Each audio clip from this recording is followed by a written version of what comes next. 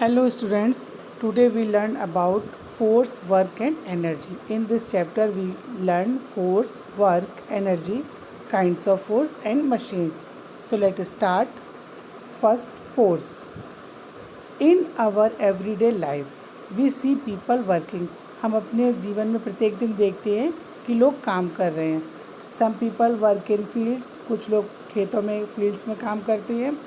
Some work in office, कुछ office में काम करते हैं. जबकि आपने देखा होगा कुछ लोग रिक्शा खींचते हुए रोड पर, और कुछ को देखा होगा कि आपने वो ट्रक में माल को लोड कर रहे हैं.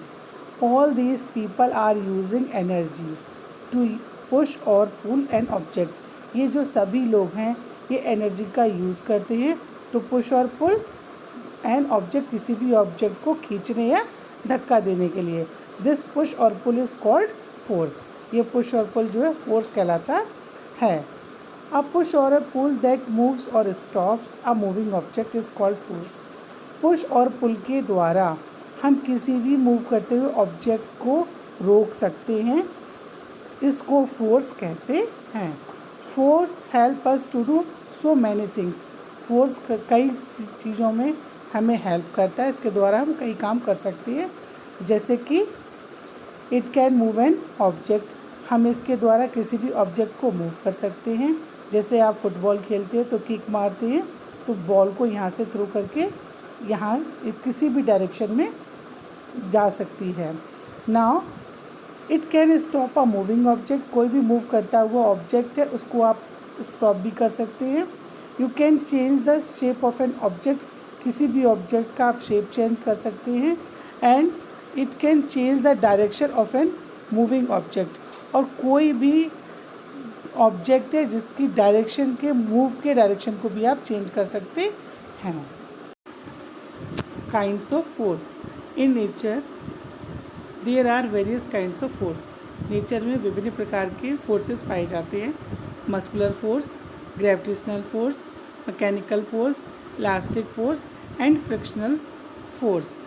आउट ऑफ दिस, इन सभी में जो ग्रेविटेशनल फोर्स होता है और फ्रिक्शनल फोर्स होता है ये हर प्रत्येक टाइम हर समय काम करते रहते हैं. Now muscular force. Muscular force में बच्चों सिंपल सा है, मसल्स जहाँ वर्क करती हैं वहाँ मस्कुलर फोर्स लगता है. जैसे कि फॉर एग्ज़ाम्पल आप साइकिल चलाते हैं तो जब साइकिल चलाते हैं आप पैरों से इसको पैडल मारते हैं. साइकिल आपकी जब पैडल मारते हैं तो धीरे धीरे ये आगे की ओर बढ़ती है. इट मीन्स आपकी मसल्स यहाँ पर वर्क कर रही हैं. जब मसल्स तो ये कौन सा फोर्स लगा? Muscular force. मान लीजिए आप कोई फुटबॉल है उसको किक मार रहे हैं तो वो भी आपने अपने मसल्स के थ्रू ही मारा है, तो यहाँ पर भी कौन सा वर्क काम कर रहा है? Muscular force. तो जो काम हम मसल्स के द्वारा करते हैं वहाँ पर मस्कुलर फोर्स वर्क करता है. Now mechanical force. Mechanical force में बच्चों जब हम कोई भी काम करने के लिए किसी टूल्स का यूज़ करते हैं वहाँ मैकेनिकल फोर्स वर्क करता है. फॉर एग्ज़ाम्पल जब आपने कोल्ड ड्रिंक पीनी होती है तो आप बोतल ओपनर को यूज़ करते हैं बोतल खोलने के लिए. तो ये जो बोतल ओपनर है this is the mechanical force, मतलब हमने किसी भी टूल का यूज़ किया है. फॉर एग्ज़ाम्पल आपको कोई कपड़ा काटना होता है तो आप सीज़र का यूज़ करते हैं, तो ये जो सीज़र है ये भी आपकी टूल्स हो गई. यानी कि कोई भी मशीन्स का यूज़ करना मैकेनिकल फोर्स कहलाता है जो कि हमारे कार्य को ईजी करता है. Now elastic force. आपने देखा होगा कैटापुलट. कैटापुलट मीन्स होता है गुलेल. जब आप गुलेल की इलास्टिक को अपनी तरफ कोई भी स्टोन रख करके खींचते हैं तो इसकी इलास्टिक खिंचती है, और जस्ट डबल ट्रिपल फोर्स के साथ जब आप इसको छोड़ते हैं तो आगे की तरफ जाती है और जो स्टोन है वो थ्रोन फार अवे, बहुत दूर चला जाता है. तो this is called elastic force. Now gravity. Gravity और ग्रेविटेशनल फोर्स, गुरुत्वाकर्षण बल. तो इसमें क्या आपने देखा होगा बच्चों, आप जैसे फुटबॉल है ऊपर की तरफ फेंकते हैं तो वो नीचे ही आकर के क्यों गिरती है? This is the reason of the force of gravity. जो हमारी पृथ्वी से जो नीचे की तरफ बल लगता है वो ग्रेविटेशनल फोर्स होता है। आपने देखा होगा जब पेड़ों पर पत्तियाँ गिरती हैं या फल गिरते हैं या फूल गिरते हैं तो वो कभी ऊपर नहीं जाते हैं, वो सीधे नीचे ही आकर के गिरते हैं। तो वो किस कारण से गिरते हैं? फोर्स ऑफ ग्रेविटी, पृथ्वी के गुरुत्वाकर्षण बल के कारण। इसी को कहते हैं हम gravitational force. Friction, when you push a toy car, जब आप किसी टॉय कार को पुश करते हैं, it moves to a certain distance and then stops on its own. तो ये कुछ दूरी तक तो मूव करती है, उसके बाद ये अपने आप से रुक जाती है। ऐसा क्यों होता है? ऐसा होता है बच्चों फ्रिक्शन के कारण। फ्रिक्शन क्या है? देखिए, जब कोई दो चीज़ विपरीत डायरेक्शन से एक दूसरे से रगड़ती हैं तब फ्रिक्शंस डेवलप होता है। ये भी बच्चों एक प्रकार का फोर्स है जो कि मूविंग ऑब्जेक्ट को स्लो और स्टॉप कर देता है। आपने देखा होगा, जैसे कि फॉर एग्ज़ाम्पल मान लीजिए आप साइकिल चला रहे हैं और आपको बाइसिकल, जब आप साइकिल चलाते हो then you want to slow और stop your bicycle, then you use brakes and your foot on the ground. When brakes are applied, जब ब्रेक्स को अप्लाई किया जाता है, they rub against the wheels and the bicycle slow down. तो वो रब होते हैं अगेंस्ट, विरोध में, द व्हील्स से ऑफ द बाइसिकल, साइकिल के, और साइकिल क्या है आपकी? स्लो हो जाती है। When you place your foot on the ground, similarly, ठीक उसी प्रकार से आप अपने पैर को ज़मीन पर रखते हो, the friction between the foot and the ground, जो द बाइसिकल, और आपकी बाइसिकल्स रुक जाती है। Force of friction is less on the smooth surface. Friction जो है स्मूथ सरफेस पर बहुत कम होता है और रफ सरफेस पर अधिक होता है। दैट इज़ वाई, ऐसा क्यों है? The toy car covers a large distance when moving on a smooth surface like a marble floor. जब आप किसी मार्बल फ्लोर पर अपनी कार को चलाते हैं तो आपने देखा होगा कि वो काफ़ी दूरी तय करती है। ठीक उसी प्रकार से जब आप अपनी कार को किसी प्लेग्राउंड में चलाते हैं तो वह थोड़ी दूर जा कर के ही रुक जाती है। इससे ये क्लियर होता है कि जो स्मूथ सरफेस होता है वहाँ पर फोर्स ऑफ फ्रिक्शंस बहुत कम होता है और जो रफ सरफेस है वहाँ पर फोर्स ऑफ फ्रिक्शंस अधिक होता है। It is very difficult to walk on ice because the force of friction is less. बर्फ़ पर वॉक करना बहुत कठिन है क्योंकि वहाँ पर फोर्स ऑफ फ्रिक्शंस बहुत कम होता है। If there is too much friction, अगर कहीं पर फ्रिक्शंस बहुत अधिक है, देन नथिंग वुड मूव, तो कोई भी चीज़ मूव नहीं करेगी। While if there is not friction, अगर वहाँ पर कोई फ्रिक्शन ही नहीं है तो कुछ भी चीज़ स्टार्ट हो जाने के बाद वो कभी भी रुकेगी नहीं। That is why friction is important. Now work, hold a heavy box on your head for whole day. मान लीजिए सपोज दैट आप सिर पर कोई भी भारी वज़न लेकर के पूरे दिन इस तरह से खड़े रहते हैं तो आपको क्या लगता है कि आपने कोई काम किया है? या फिर आप जब कोई भी बुक पढ़ते हैं या अपनी क्वेश्चन आंसर्स लर्न करते हैं तब आप सोचते हैं कि आपने कोई काम किया है? नो, नहीं।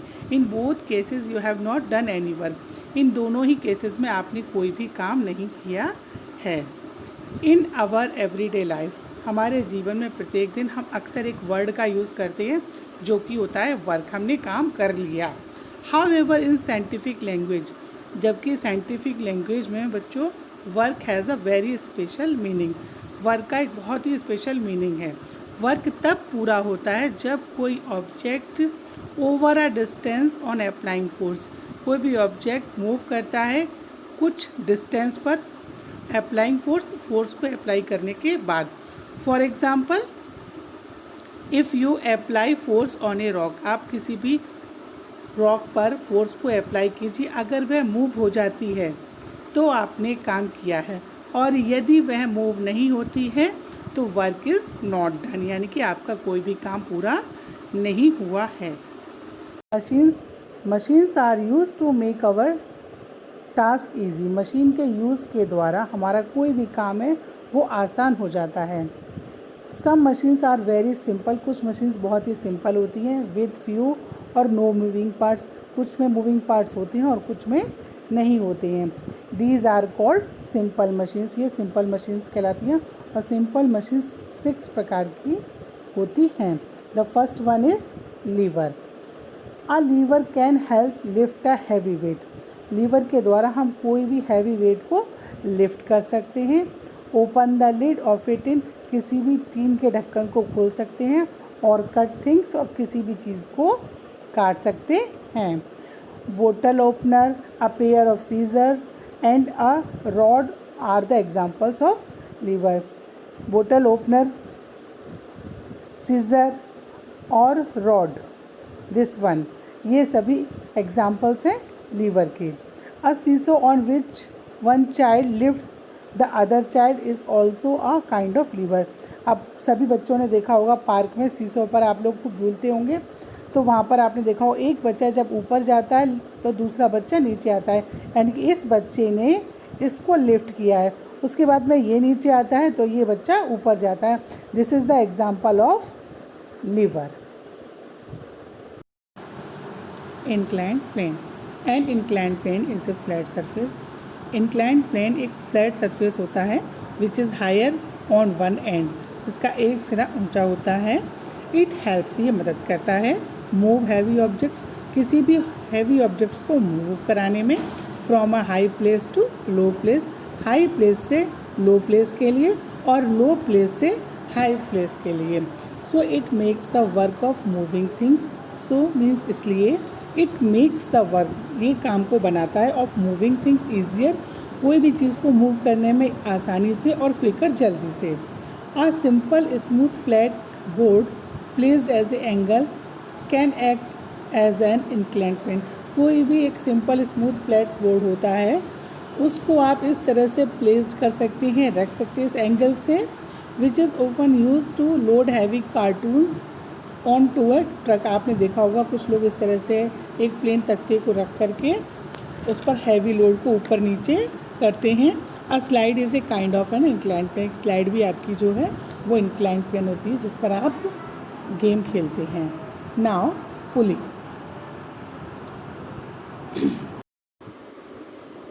पुली।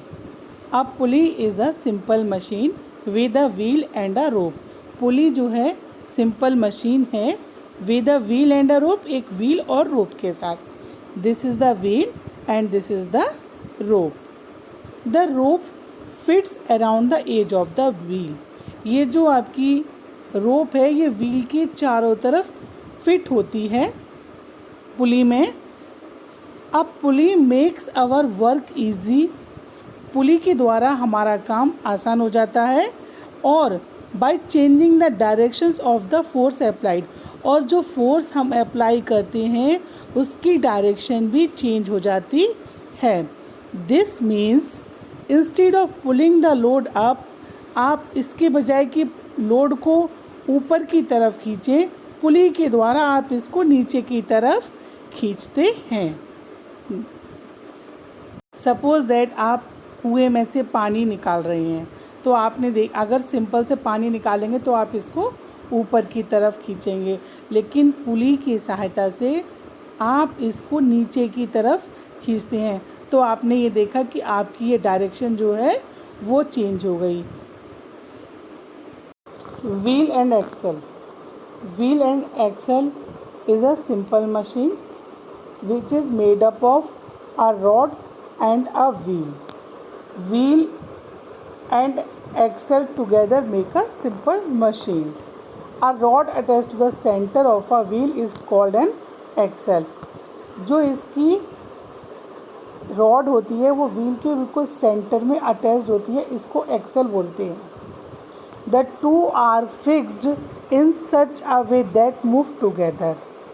One moves the other. Wheel and axle are used to move heavy objects and set things in motion.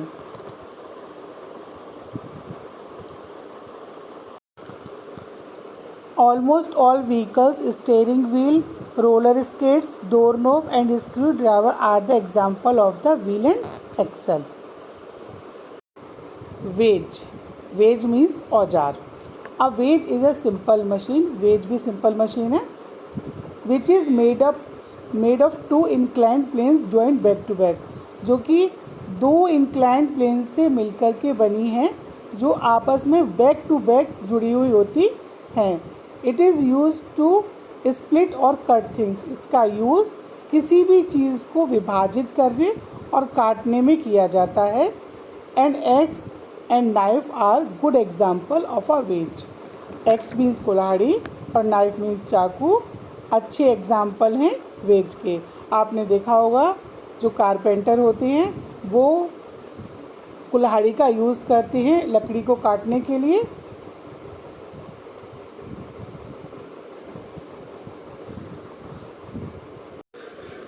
Screw. A screw is a simple machine used to hold objects together। Screw simple machine है जो कि दो object को एक साथ hold करता है। A screw is a pointed nail with grooves in it। Screw जो है एक पॉइंटेड नेल यानी कि नीचे की तरफ नुकीला होता है और इसके चारों तरफ गड़ारियाँ या चूड़ियाँ बनी हुई होती हैं। This thread of grooves is actually an inclined plane. ये जो थ्रेड होता है बच्चों, ये दिस वन, ये एक इंक्लाइंड प्लेन की तरह जो कि चारों तरफ इसके सिलेंडर के लिपटा रहता है।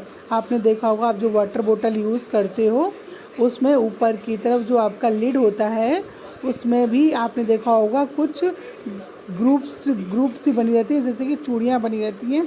और आपकी वाटर बोतल में भी चूड़ियाँ बनी रहती हैं। जब आप उस लिड को अपनी वाटर बोतल के ऊपर लगा देते हैं तो वो कस जाता है और पानी नहीं गिरता है।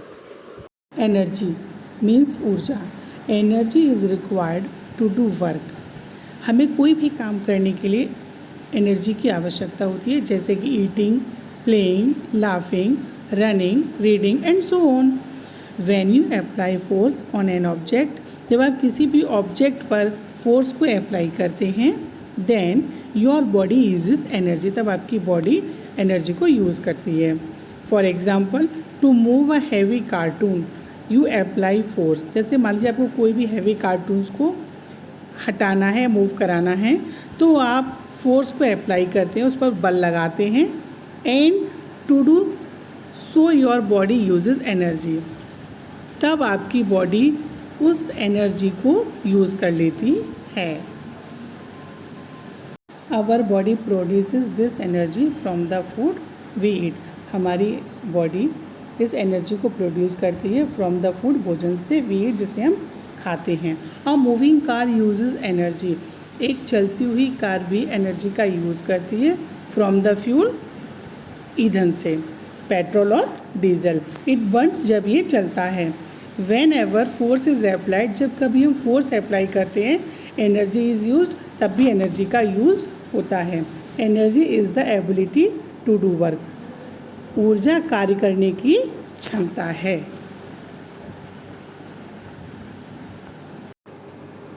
Sources of energy. We obtain energy from the following sources. The first one is sun. The energy that we get from the sun is called solar energy. जो एनर्जी हमें सूर्य से प्राप्त होती है उसे हम सोलर एनर्जी कहते हैं। It is the most important source of energy. ये एनर्जी का सबसे महत्वपूर्ण स्रोत है। Most of the energy comes from the sun, whether directly और इनडायरेक्टली। बहुत सारी एनर्जी सूर्य से आती है, चाहे फिर वो डायरेक्ट आए या indirectly. Plants trap the solar energy to prepare food by the process of photosynthesis. आपने क्लास 3rd में पढ़ा होगा कि पेड़ पौधे अपना भोजन स्वयं बनाते हैं फोटोसिंथेसिस के प्रोसेस में। ये सूर्य से एनर्जी लेते हैं और अपना भोजन बनाते हैं। We get heat energy and light energy from the sun. हम हीट एनर्जी और लाइट एनर्जी सूर्य से प्राप्त करते हैं। The solar energy can be changed into electrical energy with the help of solar cells. Solar cells की मदद से हम सोलर एनर्जी को इलेक्ट्रिकल एनर्जी में भी चेंज कर सकते हैं। सेकेंड सोर्स ऑफ एनर्जी है wind. Moving air around is called wind. हमारे चारों ओर जो हवा है, चल रही है, वह विंड कहलाती है। कोई भी चीज़ जो घूम रही है, चल रही है या फिर जो जरा भी मूव कर रही है, वो उसमें एनर्जी समाहित रहती है। A wind mill use the wind energy. Wind mill है वह विंड एनर्जी को यूज़ करता है। आपको पिक्चर में भी दिखाई दे रही है, यह विंड मिल है जो कि एनर्जी जनरेट करती है। इसमें फैन पंखे लगे होते हैं जो कि हवा की मदद से चलते हैं। ये किस किस काम में आती है? अनाज को पीसने में काम आती है, तेल निकालने में काम आती है, अंडरग्राउंड वाटर को खींचने में भी काम आती है। सेल बोट होती हैं, उसमें भी एक साइड में किसी भी तरह से एक क्लॉथ वगैरह लगा होता है जिससे कि जब भी हवा का प्रेशर पड़ता है तो वो उसी डायरेक्शन में चलती चली जाती है। इसके और अनदर सोर्स ऑफ क्या है एनर्जी? वाटर। मूविंग और flowing water also exert force. जब भी पानी जो चलता है, प्रेशर चलता है, उससे प्रेशर की वजह से एनर्जी प्रोड्यूस होती है। We build dam. हम क्या डैम बनते हैं? That uses the force of fast flowing water. पानी तेज़ी से आता है, डैम में वो पानी को इस तरह से यूज़ किया जाता है उसके फोर्स को कि इससे इलेक्ट्रिसिटी प्रोड्यूस होती है और वो इलेक्ट्रिसिटी हमें प्रोवाइड करवाई जाती है। Thank you.